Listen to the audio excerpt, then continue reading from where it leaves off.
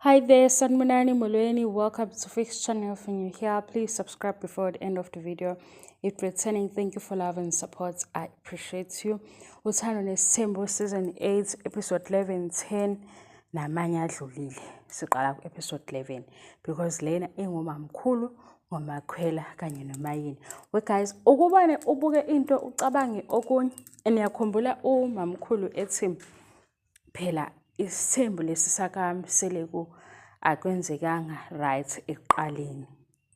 So sengiyabuza, right ilona abawenzayo nomamkhulu? Angithi umamkhulu into ayichazayo noma ingaphelele. Amakhosikazi afike after yena akabanga nalo ithuba lokuthi adlale irole yokuba umamkhulu. Nakuba singayazi-ke kahle. Kodwa manje nangu unkosikazi ofikayo okumakhwela.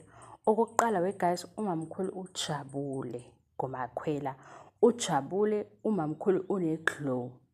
Ngoba ke umakhwela uyena osavezwe i-TV show ovela njengesizathu sokujabula kamamkhulu singaphathi ngaphandle kwe-TV show because mangisebenzisa ukuthi useason 8 uthini ngomamkhulu nale njabulo anayo kunomakhwela eduzane. Umamkhulu uwelcome umakhwela, ifamily yakacele babeqinisile ngempela ku season 7 ukuthi bamlindile unumber 5 owabo futhi makukhona abahambayo abahambi. Kwasho ifamily yakacele. Yingakho masibona ipromo ya season 8 sithi hawu. Kodwa nje usisi kaMacele loyana mangayenye usisi kaMacele uanti kaMacele so ubani kanti lo makoti omusha kanti uyena. Sebemgqokisile indaba yelobolo angakayazi. Nayi ngiphathe ehlekisayo. Ekaza ngise nayibona lento le eyenzeka phakathi koCele umamkhulu ubhuti wakhe uanti nomakhwela.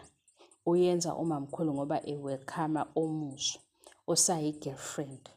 Yena umamkhulu usekuqaleni akakaze athola ithuba. Umamkhulu bese wakwenza lento nomayini guys. Ngiyaxolisa kuba isilima. Ngiyaxolisa ukuthi ngiyihleke lento. Umakhwela into ayaziyo umamkhulu ukuthi ukhona khona la eduze kubo. Ubaba uMsire kusazothini yabo indaba zamalobolo. Kodwa nje usemthengele iphinifa. Wamthengela umhlonipho. Wamthengela imbali. Umamkhulu wayefisa ukwenza into enjena nakumayeni. We guys, nje ngamehla engqondo siyayakha lento ngoba sizwile umamkhulu ethi akwenzekanga vele kahle ekuqaleni. Shuthi yabo le position yakhe ayizwe abe nalo izwi mhlambe nezenzo ke because nangu umakhwele sibuka ngayo ukuthi uma ebamukela ezomamkhulu bekuzoba nje. Umamkhulu ubezohlela ama-dates no mayeni.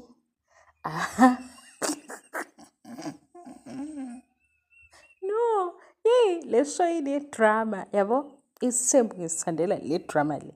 Mase uyafika ufuna ngibhoreke ngoba we guys yabona namhlanje ngebusy. Episode 11 ngubonile angazi ukuthi ngixoxa ngayo yonke into engiyibonile.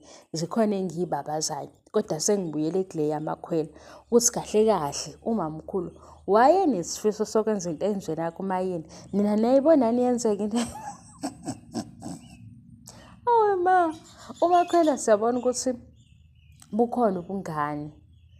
Manje ngiyayibuka ukuthi mina into vele ezoxoxwa umamkhulu nomakhwele izohlangana yini ngoba phela leya age gap ikhona. Hayi ukuthi ayikho. Siyabona futhi ukuthi umakhwela ngathi enye into akayibambise isikahle. Asakafiki ukuthi yini angayibambise isikahle. Kodwa umamkhulu ubenesifiso sokwenza nje nakumayeni.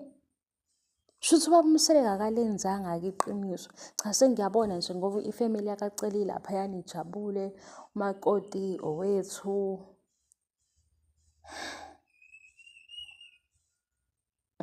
Nala ephinifa iduku lakhona elimeshayo, imbali, imibuzo ke yokuthi kanjani kanjani.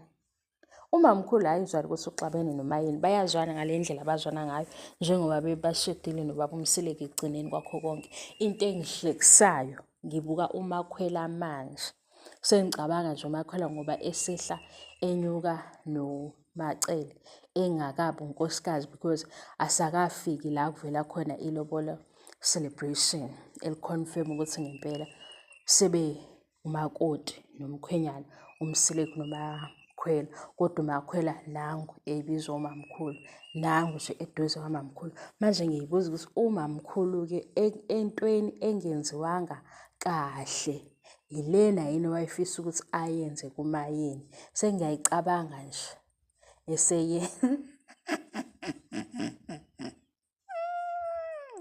yeyi, yazi ukuthi yini engihlekisayo? Ngihlekiswa ukuthi umseleki wawaqhatha la makhosikazi and wawafunda, wawafundisisa, wawaqhatha. Qede lapho wathi nje uzoshumayela into ye-unity engeke futhi zibe khona.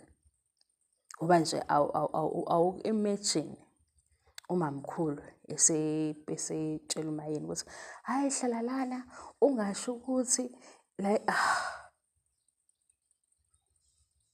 evele umayeni ethi angizwani ne-nonsense. Ngoba phela umakhwela nje uyajatshulela, sesibona onke amazinyo akhe, usayi-girlfriend. Umakhwela usanento yokuthi usazothini kubaba wakhe. Khona vele we-guys, yini le yenzeka laphayana eSipaki? Sebe u-modern Zulu. Angiphikisani phela nokuthi banezinto zabo, njengoba ngasho ukuthi ekuqaleni sibaningi esasicabanga ukuthi ubaba uMseleki isithembu sohambisana kakhulu ne-culture yakwaZulu. Kodwa sesibuka uthando nesithembu sathi hhayi, saqala lento ukuyibona siyiqala ngabo and alikho iphutha. Kodwa kwenzakalani laphana eSipaki? Ifamily yakaCele. Cha yazi ngiyafisa ukuthi kungcono kube nomayeni walithola leli thuba sizwe nje ukuthi kwakunjani, ngoba ngabe sebesixoxelile ukuthi umamkhulu wamthengelani, ngoba banakho ilokhu abakuthola ngomembeso. Yeah, right.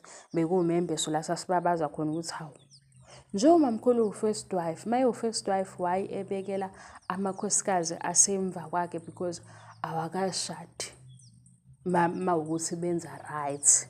Kodwa-ke kusathi masilalela ku-TV show kwathiwa isifiso sikababa uMseleki ukuthi amakhosikazi akawabekele onke. Shuthi eMzumbe into yakhona masibheka uma nje kwaba yinto ecacile ukuthi hayi ubaba uMseleki unephupho lokuthi uzokushada, uvele ube umakoti ngaleso sikhathi. Ngaleso sikhathi uba unkosikazi, uthe qala ezenza izinto ubusuwunkosikazi vele i-system yabo. Asikho-ke kodwa lapho bengidlula nje kwezinye izinto esiyibuka yihlekisa ukuthi hhayi, iy'ndaba zabantu lesi esingena kuzo.